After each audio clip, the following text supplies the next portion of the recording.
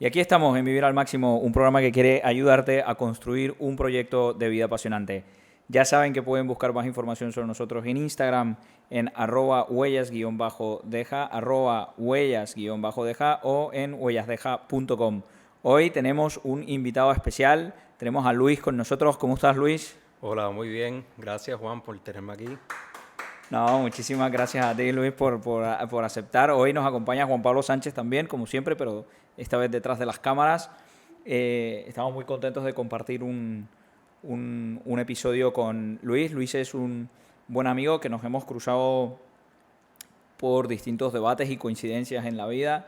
Y hemos venido a compartir, quería venir a compartir una conversación sobre un tema que realmente nos apasiona a los dos, pero yo tengo que contar una historia primero, o sea, antes de darte la palabra y que tú nos cuentes un poco, ¿no? Adelante, adelante. Porque para mí las matemáticas, en general, siempre han sido una tortura.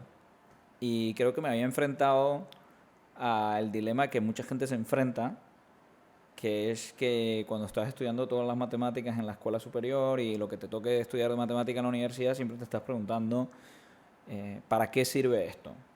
O sea, ¿para qué voy a tener que sacar una raíz cuadrada en mi vida? ¿O por qué yo tengo un trauma personal? Todavía me acuerdo de un examen en el que no aprobé el examen, era sobre división de polinomios, todavía me acuerdo, y en realidad no entiendo muy bien, o sea, mi frustración era como, ¿por qué yo tengo que sufrir tanto por una cosa que no me sirve para nada, ¿no?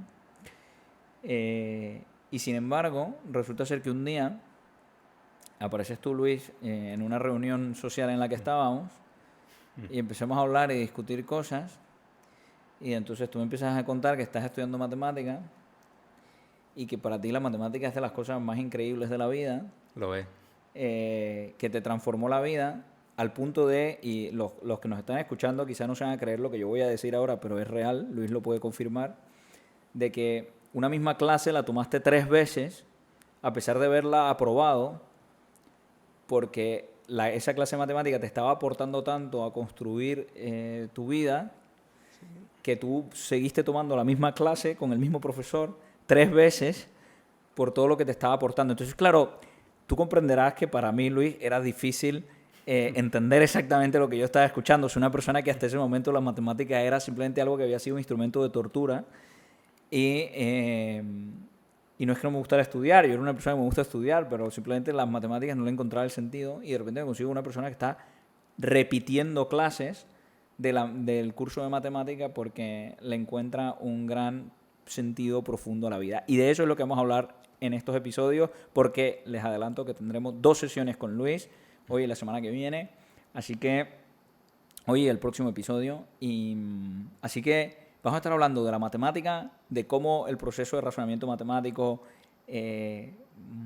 intervino en la vida de Luis, cómo es que él piensa que la vida de Luis ha mejorado con aprender de matemáticas, pero no les adelanto todo, sino que nos cuente el mismo. Luis, cuéntanos ese romance, ese amor, cómo llegó, por qué, qué descubriste. Empecemos por ahí, cuéntame un poco de tu historia.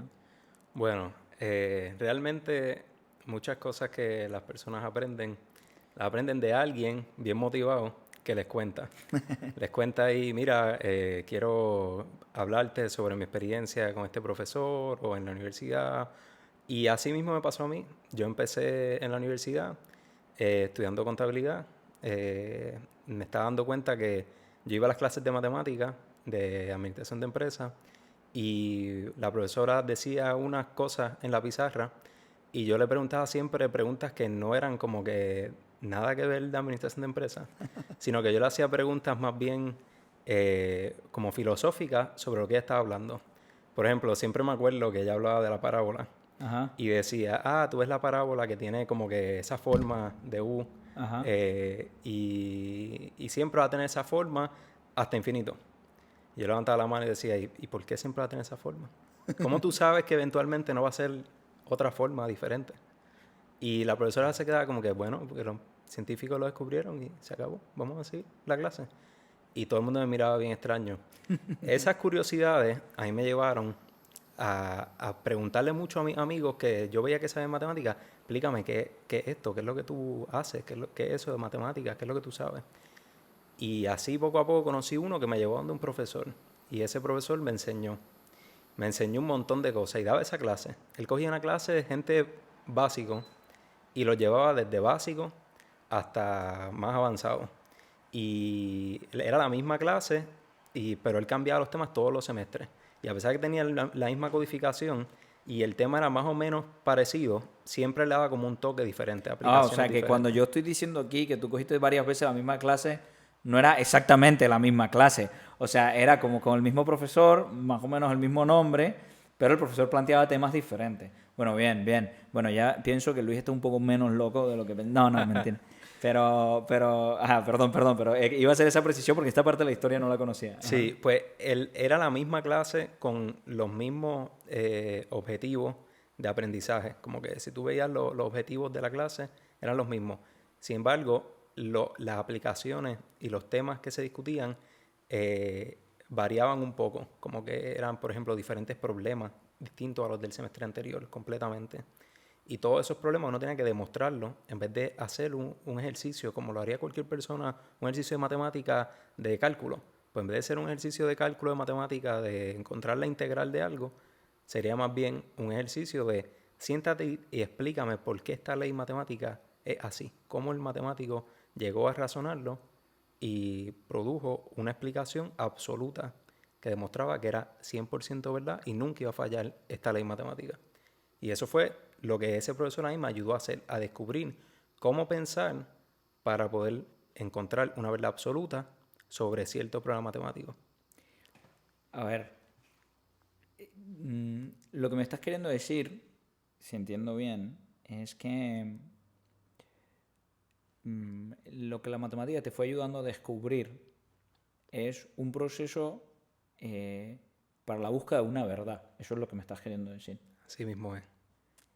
Que, que quizá es una frase que no está de moda, en el sentido de que mm, nuestra cultura no cree mucho en que hayan verdades o cosas, sino que cada quien vaya construyendo su vida y eso en una gran medida es real, pero a la misma vez todos como que vamos, no sé si te pasa a ti, pero yo creo que todos vamos como a lo largo del día como tratando de acertar y tomar la decisión correcta y llevar nuestra vida. Entonces es verdad que cada quien lo hace a su modo, pero como que vamos necesitando un modo de tomar decisiones según un criterio y de alguna forma, porque todo lo que me pasa a mí adentro, mis emociones, mis ideas, mi pasado, más todo lo que pasa afuera, pues son tantos y tantos estímulos que yo no sé cómo procesar, que me tengo que conseguir una manera de procesarlo.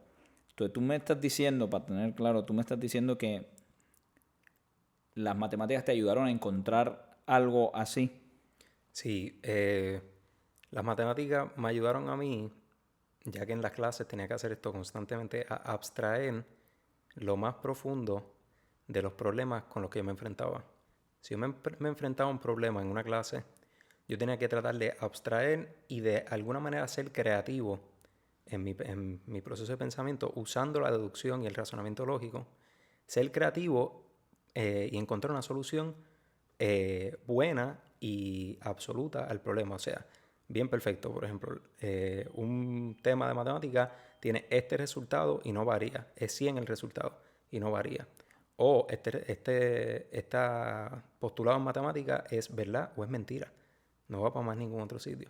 O es verdad o es mentira. Y yo tenía que descubrir por qué era verdad, por qué era 100, por qué daba ese resultado.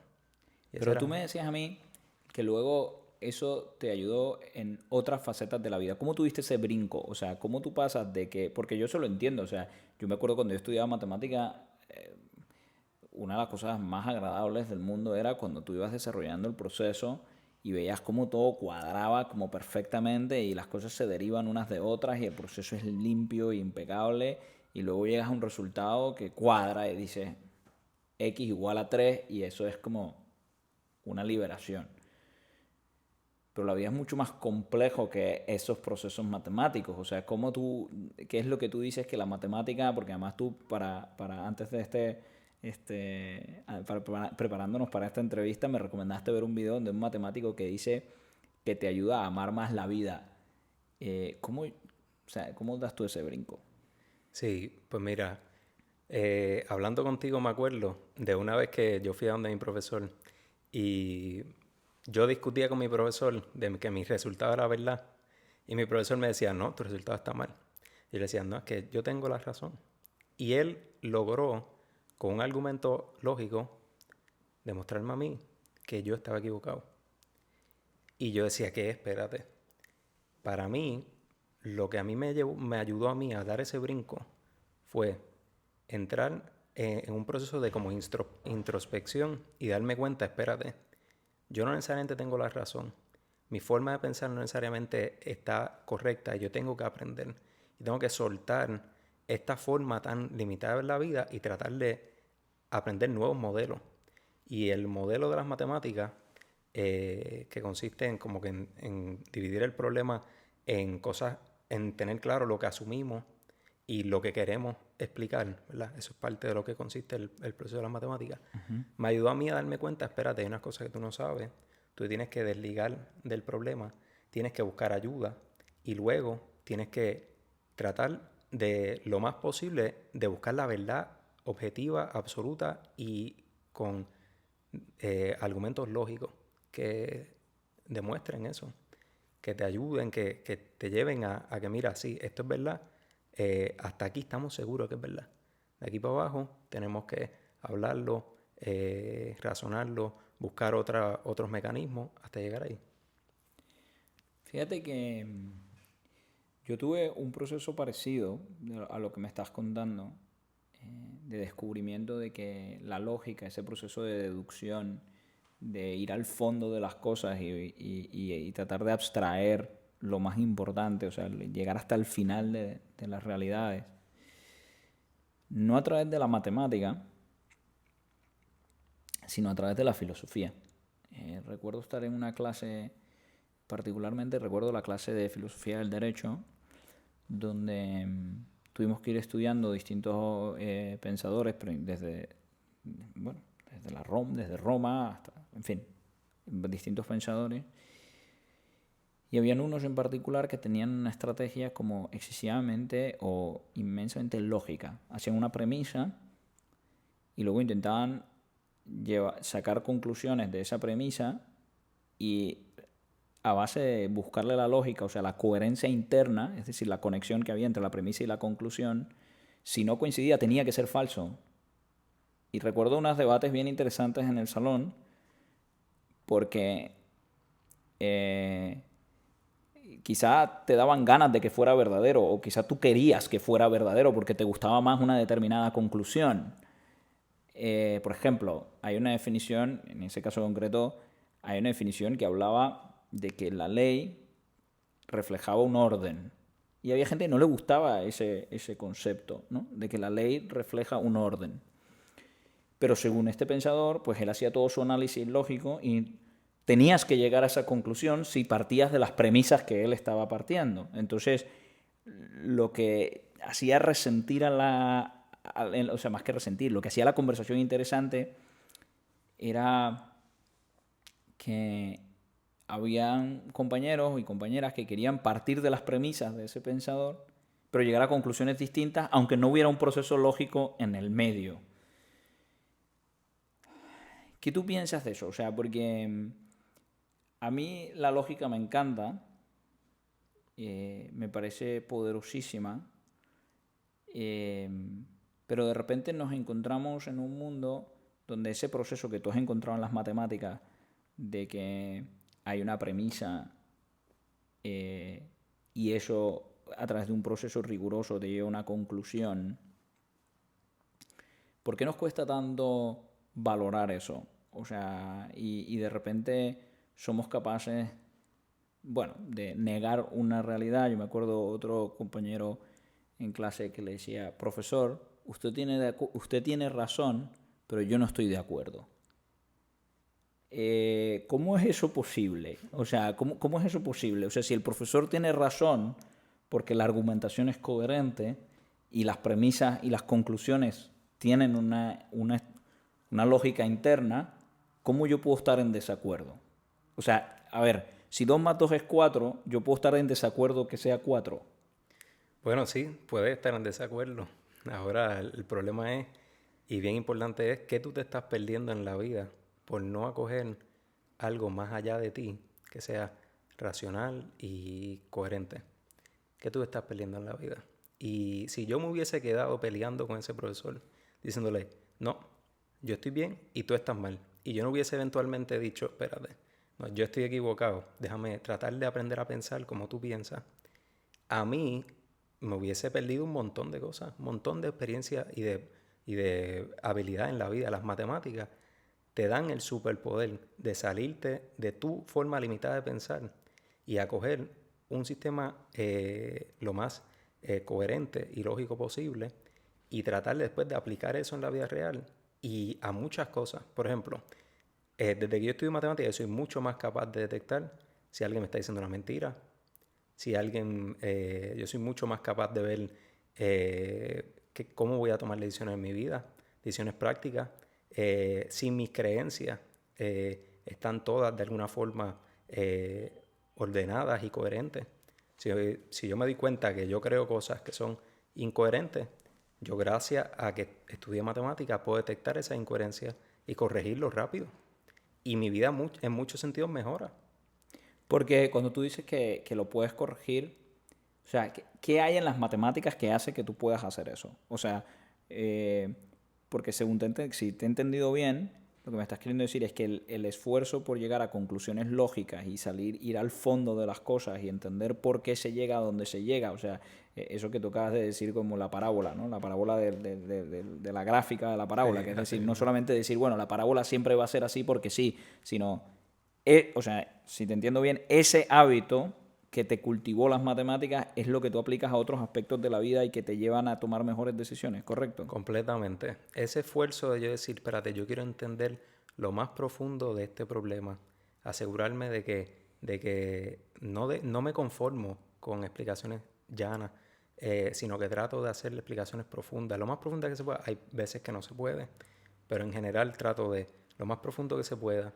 Y yo trato mucho de aprender de las matemáticas a no dejarme llevar solamente por las cosas que yo pienso que son verdad, sino que a tratar ¿verdad? De llegar Entender con la coherencia interna sí, de la, las la cosas. coherencia interna. Entonces, yo aplico mucho a la vida real las matemáticas todo el tiempo, especialmente cuando me encuentro con problemas que son difíciles en sentido de determinar qué yo puedo explicar y qué yo no puedo explicar racionalmente. Hay unas cosas que yo puedo explicar racionalmente y ahí yo me di cuenta con la matemática y la lógica, mira, yo esto lo puedo razonar y llegar a la conclusión, pero hay unos límites. Yo me encuentro con unos límites en ocasiones y las matemáticas me ayudan a mí a distinguir cuáles son los límites, demostrar y llegar a coherencia en las áreas que yo sí puedo explicar de los problemas que me enfrento en la vida todo el tiempo y me ayudan a mí mucho a darme cuenta que la matemática, y el razonamiento, pues a veces muchas decisiones que tomamos no las podemos tomar racionalmente, pero con esforzarme por tomarlas racionalmente es un gran paso. Tú dirías que, porque lo que estoy viendo aquí es que de alguna manera el proceso de razonamiento lógico matemático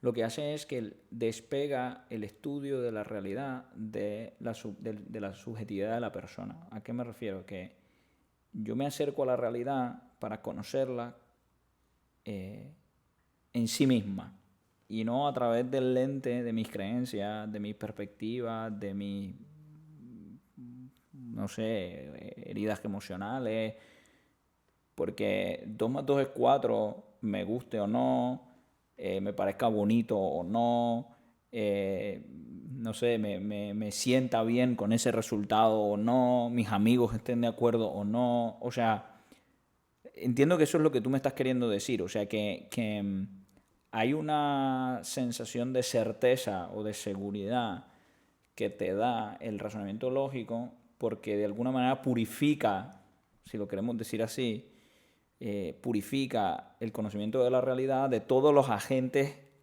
externos que intervienen allí. ¿Es acertado esta conclusión a la que estoy llegando? Completamente, sí. Porque eso es interesante, o sea, la verdad. Y yo creo que cuando yo te contaba la cuestión de la clase de Derecho, porque yo también me sentí muy atraído a esa manera de razonar. O sea, es verdad, te da como muchísima certeza, eh, te da como muchísima seguridad. Decir, mira, yo me siento yo personalmente, aunque tengo mi formación y lo he intentado hacer lo mejor posible, me siento como muy vulnerable cuando el juicio de la realidad es absolutamente mío, porque siento que mis posibilidades de acertar con precisión en el juicio de la realidad pues son más o menos limitadas, ¿no? O sea, la vida me ha demostrado cuántas veces he estado equivocado, ¿no? Pero de repente cuando te enfrentas al razonamiento lógico, no es que seas infalible, porque no lo eres, pero de alguna manera estás apostando a entender las cosas en sí mismas. O sea, sacas todo lo que es tuyo del razonamiento y lo ves en frío. Y te da como muchísima seguridad. O sea, Exactamente. en ese sentido te puedo entender y puedo compartir esa impresión. Pero vuelvo sobre el comentario que hice antes. Si eso es así, ¿cómo una persona dice eso es verdad, pero no estoy de acuerdo? O sea, ¿qué pasa ahí? O sea, ¿por qué nos cuesta tanto vivir de la lógica? De hecho, te puedo contar que una vez hablando con un amigo me dijo, es que yo no necesito que las cosas sean coherentes, yo necesito que las cosas sirvan. ¿Qué tú piensas de esa mentalidad? ¿Hay algo de eso? ¿Tenemos que primar el pragmatismo sobre la lógica? Es decir, si necesito que 2 más 2 sea 5, tengo que decir que es 5. ¿Cómo? Porque, o sea, entiendo tu manera de pensar, pero de alguna manera es bien incómoda. De alguna manera es bien incómoda, porque quiere decir que mi criterio tengo que ponerlo al lado de algo que me va a decir si es correcto o no. O sea, de repente yo no soy mi propio jefe, por decirlo de alguna manera. O sea, de alguna manera yo no soy mi propio jefe, sino que hay un criterio que es la lógica o la coherencia interna de las cosas que yo tengo que escribirla, ¿no? Lo que tú decías del profesor que te decía, no, tú estás mal. O sea, el profesor te decía, tú estás mal, no. Se atrevía a decírtelo con contundencia y tú tienes que hacer un esfuerzo por entender mejor esto. Entonces, entiendo tu manera de pensar, pero soy bien incómodo. Incómodo, sí. A mí se me hizo sumamente incómodo ese día, te lo garantizo. Ese día yo no estaba nada feliz. Pero mira, sí, primero que nada quiero decir que yo comprendo mucho que esa joya de las matemáticas que yo encontré y esa joya del razonamiento lógico que tú encontraste cuando estabas estudiando Derecho, eh, esa no es la norma. ¿A qué me refiero? Diariamente nosotros nos levantamos por la mañana y no nos cuestionamos que todo esté absolutamente coherente racionalmente. No nos cuestionamos esas cosas ni nos preocupan mucho. Nosotros nos levantamos y hay unas leyes de la física que no nos cuestionamos y muchas otras cosas que nosotros no nos cuestionamos. Yo no me cuestiono si mi abuela me ama. Para mí eso no está en cuestión. Y no necesito un razonamiento lógico para yo saber eso. Son esas personas que, a las que eso le incomoda, lo primero que yo quisiera decir es que yo entiendo que en parte los incomoda por varias razones. Una de ellas es porque este no es la forma de pensar de lo cotidiano y lo frecuente. Ah, que tú habitualmente simplemente Funciona, fluyes y ya. fluye, Ajá. fluye. Eso es una de las cosas. La otra cosa es que descubrir esta joya y cuidarla y desarrollarla, desarrollar el razonamiento matemático, requiere esfuerzo. Hay un costo de entrada. Hay que sentarse y romper con uno mismo y con el orgullo de uno. No, yo nunca me equivoco. Sí, mira, uno se equivoca. Y a la misma vez hay que sacrificarse y de verdad leer y darle empeño cuando uno no entiende algo, esforzarse. So, ya ahí hay dos razones por las cuales la mayoría de las personas dirían, espérate, esto me suena como que un poco Complicado. complicado. También es un poco fuerte uno saber, como tú decías, mira, yo no soy mi propio jefe, yo no soy esta persona que se lo sabe todo y yo tengo que aprender. Y hay verdades, hay un concepto bien famoso que se llama el cognitive dissonance, que es que hay verdades, ¿verdad?, que uno no quiere aceptar entonces se inventa cualquier excusa por no aceptarla. Y eso es un concepto en psicología bien famoso. Entonces, uno se enfrenta con una verdad sobre uno que le hace sentir incómodo, pues se da cuenta, mira, me equivoqué, estoy haciendo esto mal. Uno no quiere confrontarlo y uno termina mintiéndose a sí mismo. Esos son procesos normales. Eso es lo común en la sociedad, Sí, nos en pasa la a vida todos, en realidad. personal, en todo. En la Basta vida, entrar en una página de Amazon y darse cuenta que uno se convence en 5 minutos de la cantidad de cosas que necesita, aunque no las necesite. O sea, exactamente, pasa de lo que estás diciendo, ¿no? O sea, entras ahí y por más que uno no tenga chavos en la cartera, pues se convence de que necesita la mitad de las cosas que te salen en esa página. Perdona, el exactamente. ejemplo es mucho más simple de lo que tú estás queriendo decir, pero creo que va por ahí. O sea, de que uno normalmente no piensa tanto estas cosas y si le cuesta aceptar una realidad, es fácil convencerse de lo contrario. Sí, exactamente. Eso. So, ya tienes ahí 3 razones que yo identificaba mucho que influían en mi vida cuando yo estaba en ese proceso. Eh, No, Eso me no, afectaba está mucho. poderoso, está poderoso, Luis, está muy poderoso y yo creo que nos queda un gran tema porque, a ver, y lo veremos en el próximo episodio, así que no se lo pierdan, porque, como te decía, entiendo tu manera de pensar, yo me captivé también por el poder de la lógica cuando estaba estudiando filosofía del derecho, pero a mí más me doy mucha cuenta de que la lógica no es suficiente. O sea, nosotros tenemos que afrontar las cosas como tú estás diciendo, ¿no? Tratando de salirnos nosotros del medio y ver las cosas como son y analizar su lógica y su coherencia interna. Pero a la misma vez nosotros no somos solo el razonamiento, tenemos emociones, tenemos pasiones, tenemos heridas emocionales, tenemos una historia, tenemos gente que queremos. Por lo tanto, esa belleza de las matemáticas, y en mi caso la belleza de la filosofía, se tiene que ver complementada con otros elementos. ¿No te parece? Sí, sí, yo lo veo mucho como con esta analogía, ¿verdad? O esta metáfora. Básicamente, yo lo veo como que el razonamiento lógico y las matemáticas, si lo comparamos con una construcción, es más como las varillas de esa edificación y de esa construcción, Pero que que le dan tiene más cierta elementos. estructura, pero le faltan una casa hecha de varillas, no es nada. No es O sea, nada. Muy bien, muy completa. pero O sea, está buena esa analogía y yo creo que podemos empezar ahí en el próximo episodio porque hoy se nos ha acabado el tiempo. De verdad, muchísimas gracias a todos los que nos han escuchado. Luis, muchísimas gracias por estar gracias. aquí. De verdad que sí, ha sido una conversación interesantísima. Nos vemos en el próximo episodio. Les habló Juan Antonio Bettencourt y que vivas al máximo.